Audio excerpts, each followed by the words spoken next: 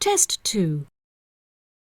You will hear a number of different recordings and you will have to answer questions on what you hear.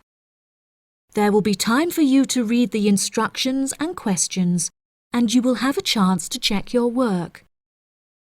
All the recordings will be played once only. The test is in 4 sections. At the end of the test, you will be given 10 minutes to transfer your answers to an answer sheet.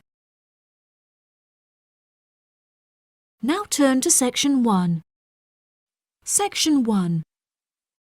You will hear a woman phoning to inquire about exhibition information. First, you have some time to look at questions 1 to 4.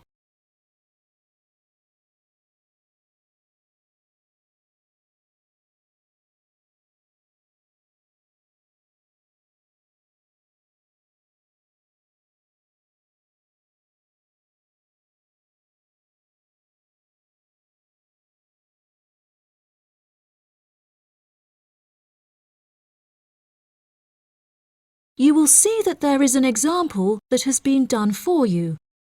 On this occasion only, the conversation relating to this will be played first. Good morning. You're through to the events coordinator at the Birmingham City Council. How may I help you? Hello there. My husband and I are interested in purchasing tickets to the automobile exhibition, but I couldn't find many details about it on your website, and I was wondering whether you could provide me with some more information. Does it open in June? The purpose of calling is to purchase tickets, so purchasing has been written in the space. Now we shall begin. You should answer the questions as you listen, because you will not hear the recording a second time. Listen carefully and answer questions 1 to 4. Good morning. You're through to the events coordinator at the Birmingham City Council. How may I help you? Hello there. My husband and I are interested in purchasing tickets to the automobile exhibition, but I couldn't find many details about it on your website, and I was wondering whether you could provide me with some more information. Does it open in June? Yes, of course, madam.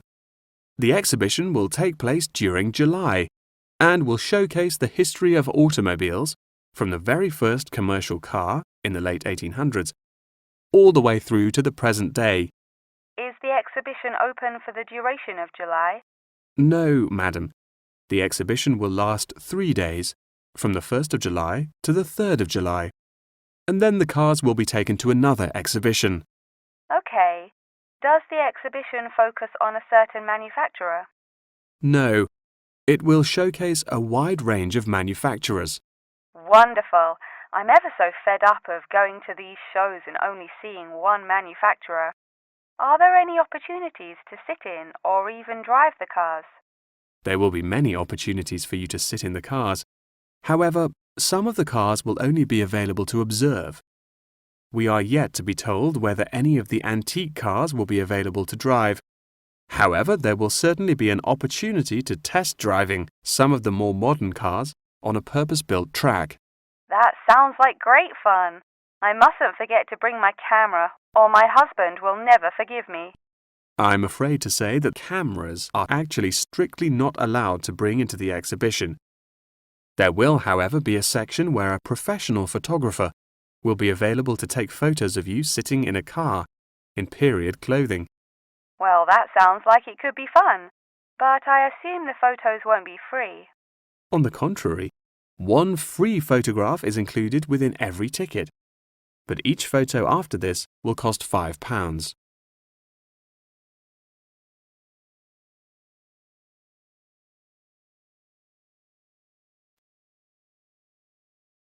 Before you hear the rest of the conversation, you have some time to look at questions 5 to 10.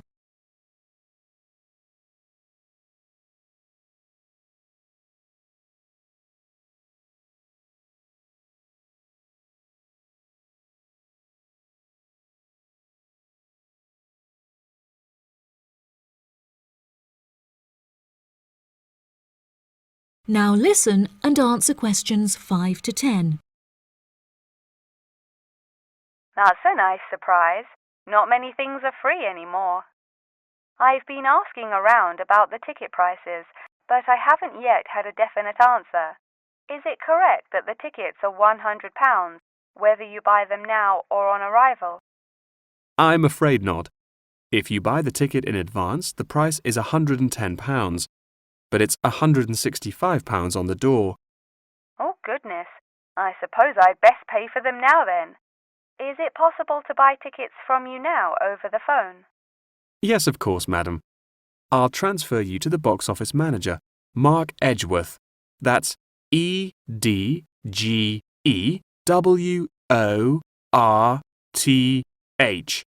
And he will probably need to take your credit card details and some personal details. Yes, that's fine. Before you transfer me, I just need to ask a few more questions. Will the exhibition be held in the Birmingham Exhibition Centre?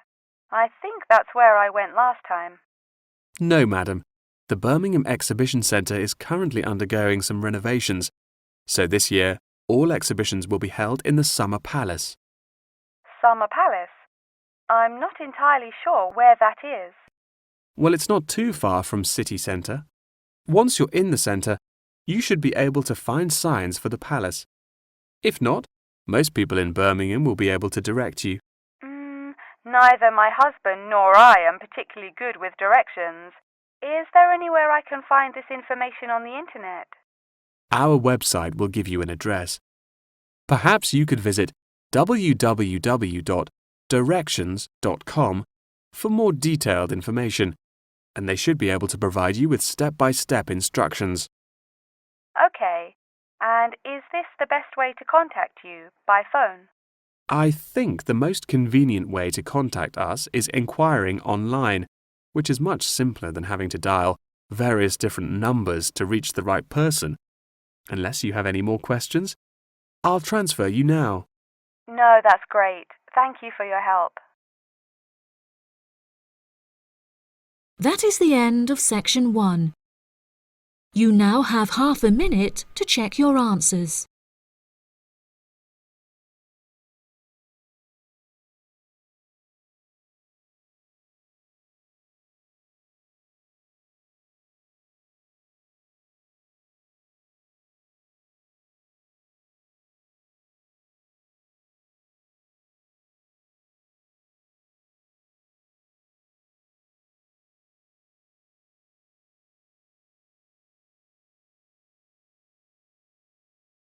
Now turn to section 2.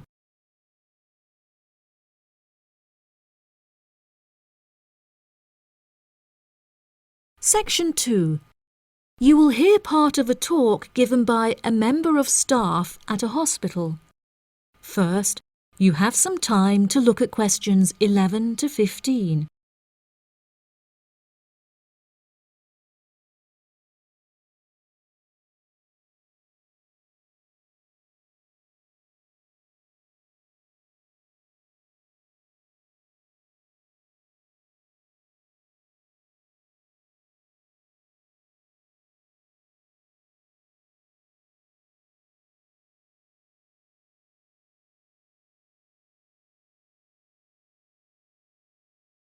Now listen carefully and answer questions 11 to 15.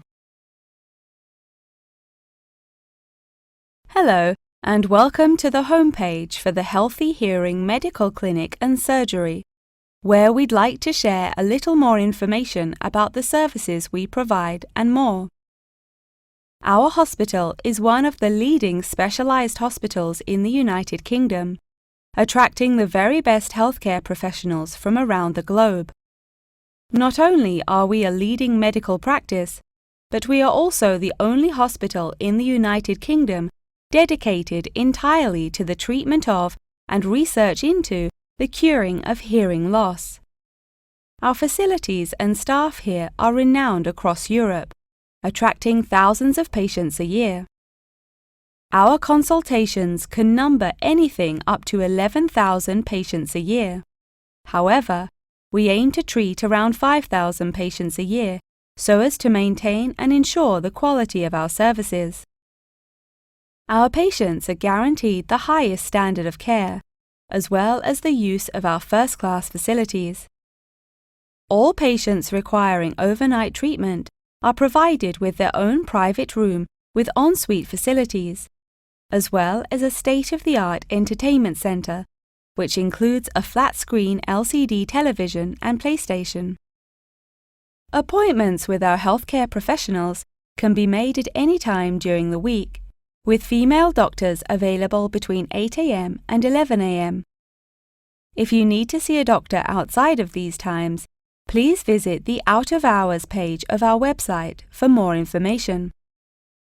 Our doctors are all trained to an exceptionally high standard and practice a vast array of specialities. Mr. Roberts is a fully qualified ear and throat specialist. Mr. Edwards is a pediatric hearing specialist, while Mr. Green specializes in reversing hearing loss. For more details about our people, please visit the staff members page on our website. During a consultation, doctors will sometimes decide medication is required, for which patients should receive a prescription. There are several pharmacies within the city. However, we recommend that patients use the pharmacy housed within our healthcare facility. Our in-house pharmacy is well stocked at all times. Our products are competitively priced, and our pharmacists are on hand to help and advise from 8 a.m. until 10 p.m. from Monday to Saturday, and from 9 a.m. until 12 p.m. on Sundays. If you require any help outside of these hours, please see our Out of Hours page on the website.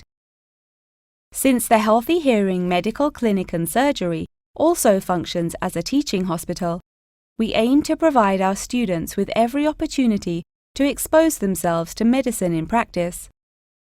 Therefore, we would like to encourage our patients to give their consent for a medical student to attend their consultations. If our patients are not comfortable with this, there will be a form at reception where patients will be able to opt out.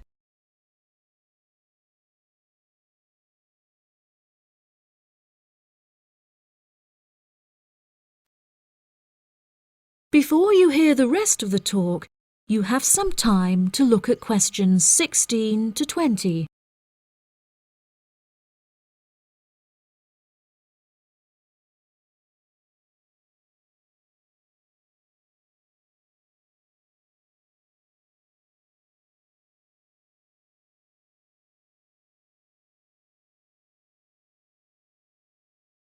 Now listen and answer questions 16 to 20. Now, please look at the map I've given you of the Healthy Hearing Medical Clinic and Surgery. For those not familiar with our practice, reception can be found through the main door at the end of the corridor. If your consultation is booked with Mr. Green, you need to go through the main door and turn right by the nurse's desk, and his office is at the end of the corridor on your left-hand side. If you need to alter any of your personal details, please visit our secretary at the Office for Medical Records, which you will find next to the therapy room. If you're awaiting surgery, please first check in with reception before taking the first door on the right after you enter the clinic. Finally, in the event that you feel disappointed with any of the services we have provided, or have any further questions, please locate our manager's office, which can be found near the Office for Medical Records and between two closets. If you have any more questions about the Healthy Hearing Medical Clinic and Surgery, please do not hesitate to contact us on 01 256 111 111. That is the end of section 2. You now have half a minute to check your answers.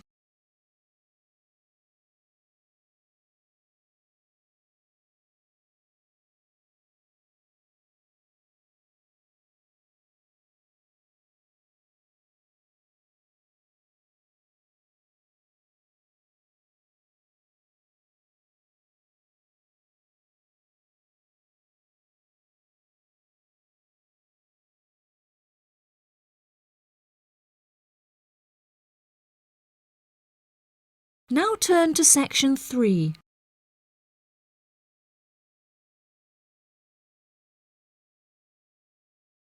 Section 3.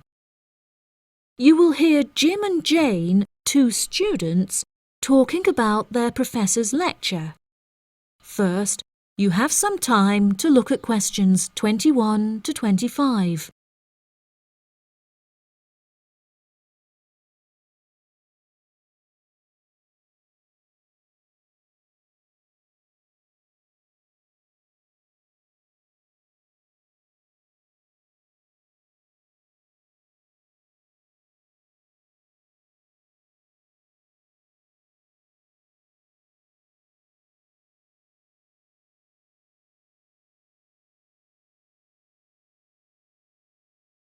Now listen carefully and answer questions 21 to 25.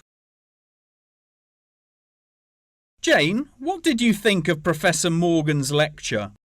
I don't know about you, but I find it incredibly difficult to believe that light influences the environment as much as he says. I've never seen any journal articles, websites or anything that verifies his arguments. It's stupid. On the contrary, I've seen a great deal of research supporting his argument from a wide range of renowned scientists. Have you looked at the recommended textbook listed on the course outline given to us at the beginning of the semester? All the information is in there. Perhaps you've just been looking in the wrong places. I never look at the course outlines. I have so many loose sheets of paper I tend to lose anything I'm given by the end of the day. What's the textbook they recommend? And where can I get it from? I should probably go buy it soon. I'm already behind in the course. Yeah, you definitely should buy it. And our grades are more important this year. It's called The Influence of Light on the Environment. You should be able to find it in the bookshop on campus. If not, they'll order it within 2 weeks. In the meantime, you should read up on Ken Simpson's work. He argues that in order to protect natural habitats, governments should endeavour to turn off lights in cities at night. Well, that's controversial. I doubt any government would be willing to do that any time soon. I imagine roads would become quite dangerous without street lighting. For this issue, Dave Kepler suggests they could just replace the existing lights with more environmentally friendly bulbs. They could even install solar-powered lights. That way, roads will be more eco-friendly while maintaining safety.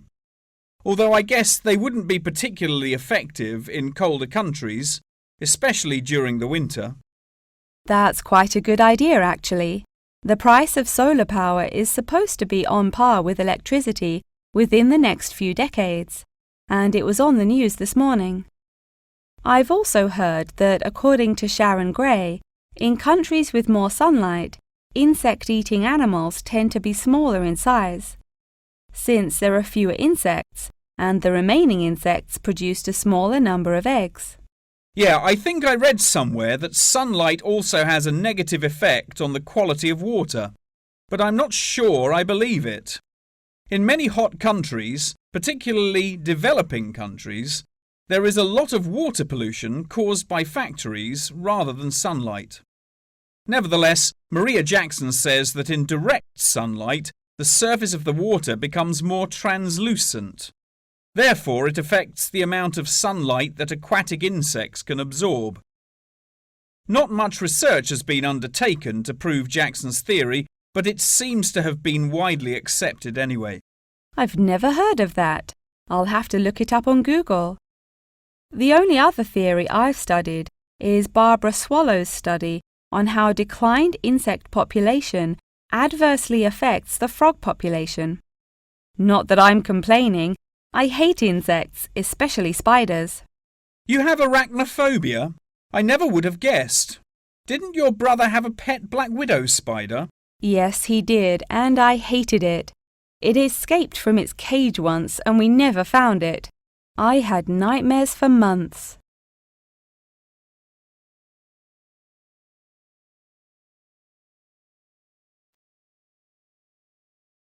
Before you hear the rest of the conversation, you have some time to look at questions 26 to 30.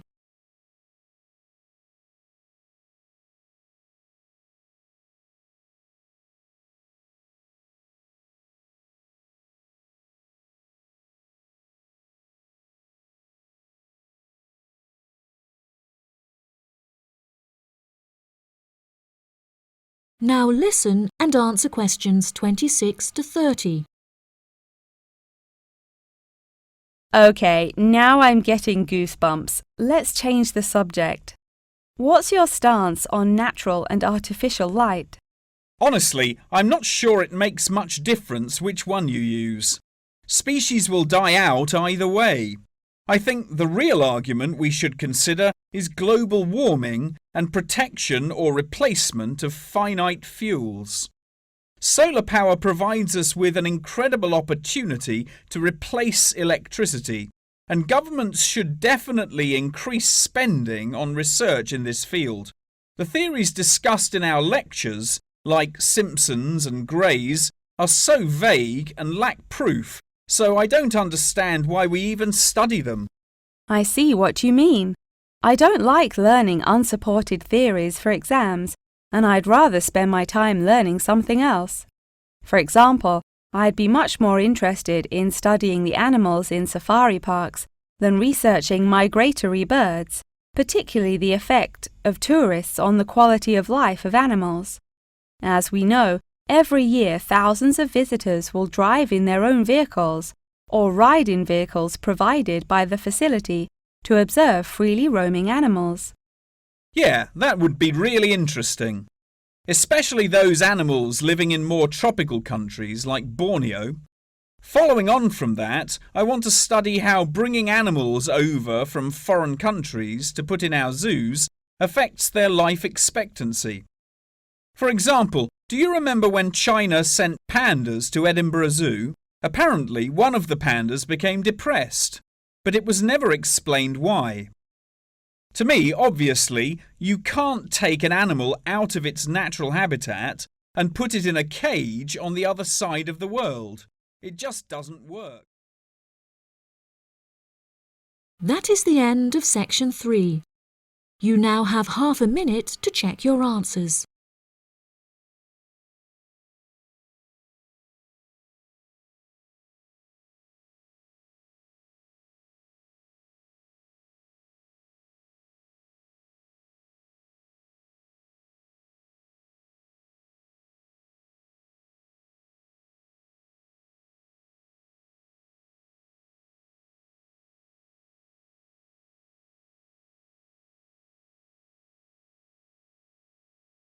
Now turn to section 4.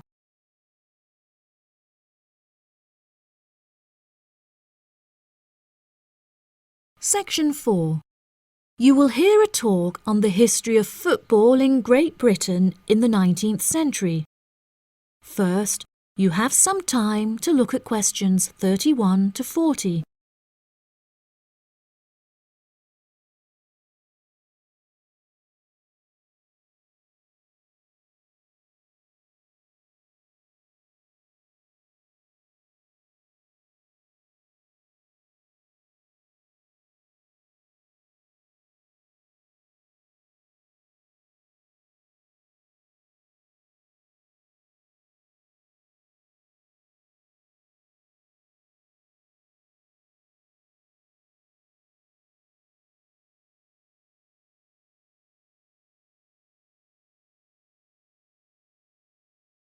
Now listen carefully and answer questions 31 to 40. Great Britain is often hailed as the home of football, with talented players travelling from far and wide to play for teams in the English Premier League, one of the most popular football leagues on the planet. Today we are going to take a look back to the 19th century Great Britain, in an attempt to trace the evolution of the beautiful game, as it is now known. Prior to the 19th century, the game featured a wide variety of local and regional adaptations, which were later smartened up and made more uniform to create our modern-day sports of association football, rugby football, and Ireland's Gaelic football. Even up to the mid-19th century, Shrovetide football, or mob football, was still widely practiced. According to the rules of mob football, there were no rules. A player could legally use any means whatsoever to obtain the ball, such as kicking, punching, biting, and gouging, with the only exceptions being murder and manslaughter. These games may be regarded as the ancestors of modern codes of football, and by comparison with later models of football, they were chaotic and had few cooperation. Towards the latter end of the 19th century and moving into the early part of the 20th century, however, there appeared a newfound emphasis on moral values in football. Perhaps a more modern example of this can be seen in John Terry's suspension as England captain, following reports of his infidelity to his wife. Furthermore, as mob football died away, there grew a greater concern for players' health and general well-being, with many clubs affording their top players access to frequent medical checkups and treatment.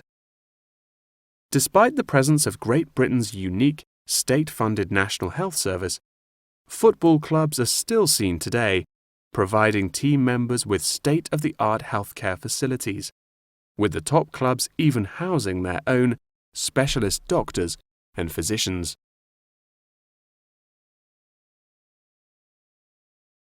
Today, football is a key feature of school children's day-to-day education, particularly for boys. With the help of football associations, all schools in the UK are boasting their own football teams. This mainly comes as a result of pressure put on schools and the government by concerned parents, who felt that football education taught their children valuable lessons and indeed vital life skills, such as teamwork and a drive to succeed. Nowadays, many of the UK's top football clubs provide training facilities and outreach programs in an attempt to educate the nation's aspiring youths. As I previously mentioned, it was only during the 19th century that football in its uniform concept truly began to emerge, with footballers previously playing according to their own versions of the rules. However, it was not until the early 20th century that different players actually began to play according to these standardized rules. Prior to the 19th century, football was played by all the major English public schools, including the likes of Eton College, Winchester College, and Harrow. In 1848, there was a meeting at Cambridge University in an attempt to lay down the laws of football. Present at the meeting were representatives of each of these major public schools, whom each brought a copy of the rules enforced by their own individual school's rules of football. The result of the meeting was what is now known as the Cambridge Rules, thereby uniting the rules from across the country into one simple document. However, the Cambridge Rules were not liked by all, and a new set of rules, Thring's Rules, compounded in the book The Simplest Game, became commonplace among dissenters. Across the country, improvements in infrastructure and public transport had a knock-on effect of dramatically increasing attendance to football games. Football quickly became a social event where spectators would meet friends, drink tea, and chat about the good old days. As football became more and more popular, it was decided that more money should be invested in maintaining the quality of pitches, amongst other things, and there was even talk of installing seating for spectators. However, the question of who was to foot the bill quickly became a divisive issue, with many believing that the government should fund football's development as a national sport. But in the end, the onus fell upon Britain's local and regional football clubs for the funding and development of the Football Association. They became responsible for the upkeep of football grounds, began to pay their best players a small salary, and organised competitions against other local and regional teams. And there began England's Football Association, or the FA, as we know it in its current form, the governing body of football in England. As the FA continued to grow and accumulate greater wealth, it was able to attract more and more talented young men from across the country, before finally accepting professional talent in the early 20th century. Today, football is played at a professional level all over the world. Millions of people regularly go to football stadiums to follow their favourite teams, while billions more watch the game on television or on the internet. That is the end of section 4. You now have half a minute to check your answers.